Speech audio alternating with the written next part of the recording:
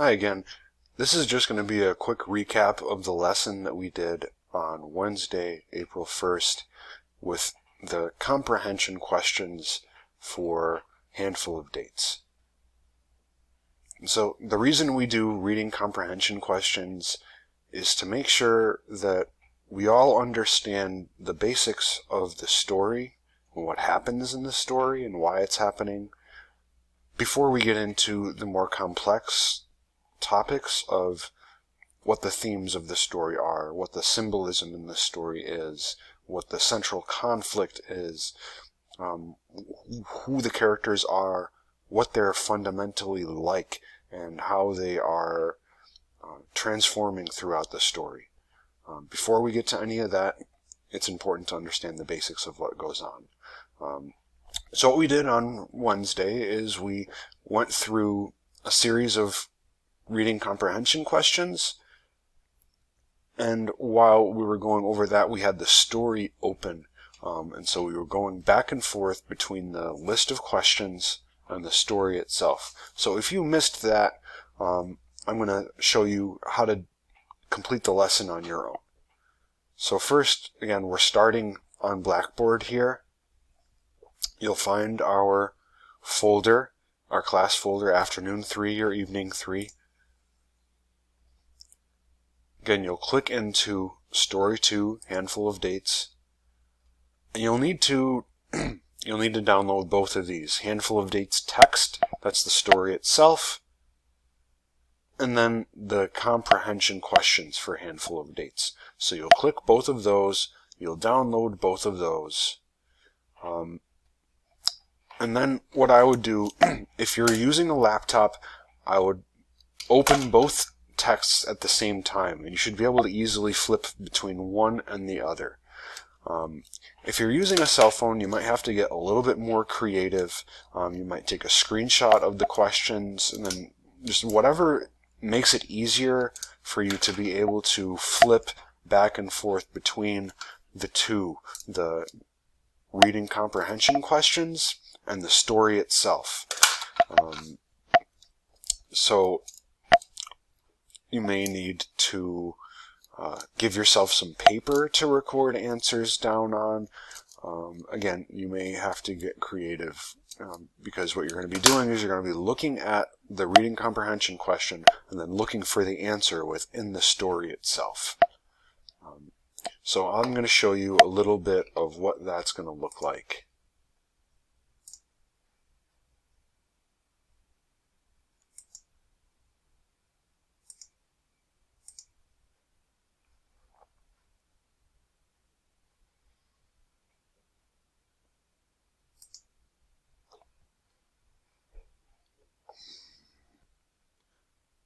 So now we've got both right here in front of us. We've got the comprehension questions and we've got the story itself. Alright, so you'll notice these first several questions, 1 through 6, you can answer without looking at the story for the most part, or it's more accurate to say probably that the first 6 questions don't have to do with the events of the story, more understanding the story itself, the background and all that. So for example, the first question is asking, is Handful of Dates fiction or non-fiction? So remember, fiction means that it's made up, that it's a made-up story, that the characters are fictional or not real. Non-fiction is more like what we started the semester with Julia Alvarez and Malcolm X, who are writing the story, but they're also characters within the story because the story's about them when they were younger. So in answering this first question, it's important to know that right now in class and for the rest of the semester, we're in a fiction unit. So every story that we read is going to be fiction from here on out.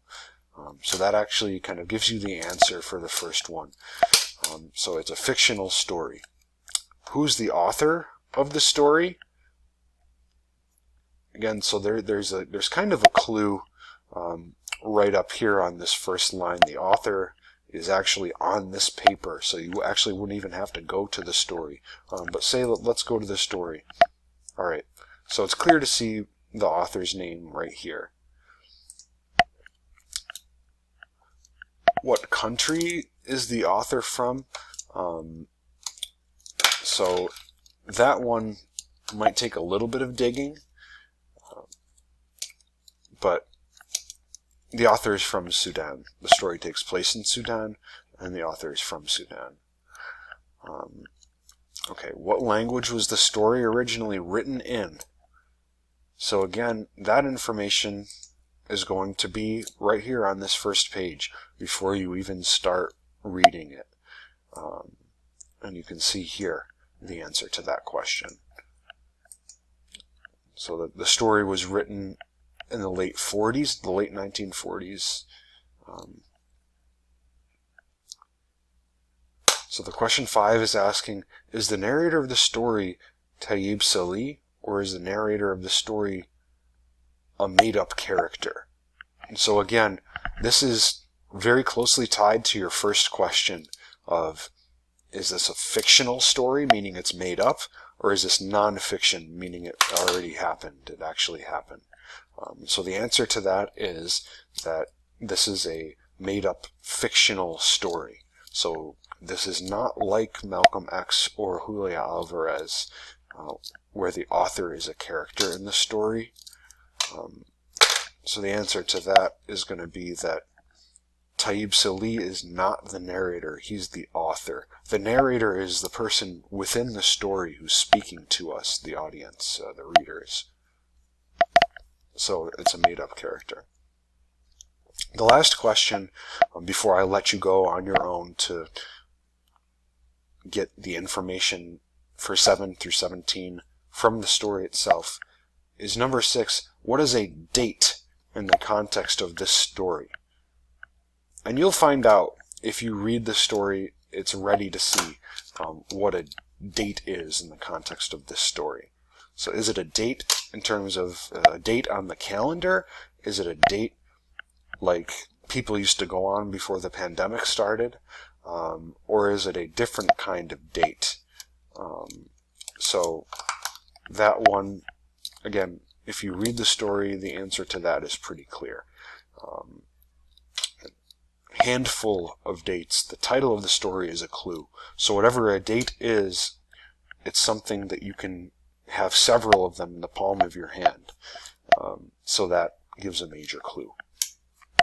For the rest of these, the answer is going to be found in the text. And you may have to read the story more than once to get all of these answers. For example, the first question is asking, how does the boy feel about the river and the trees in his village? Okay, so you're going to go into the text itself, and if you read the first page, you'll have the answer to those questions. And for the most part, these questions go in order, so it'll be possible to go back and forth between the question and the story. So let's see. How does the narrator feel about the river and the trees? Okay, so I see the word river right here. So in this sentence, there's a clue. I see the word river right here. So in this sentence, there's a clue. So in these two paragraphs, if you read those two paragraphs, you'll have an answer to that question. And that's what I would do. That's how I would complete this. I would go, okay, now that I've answered question number 7, go to question number 8, and then find it in the text and go back and forth.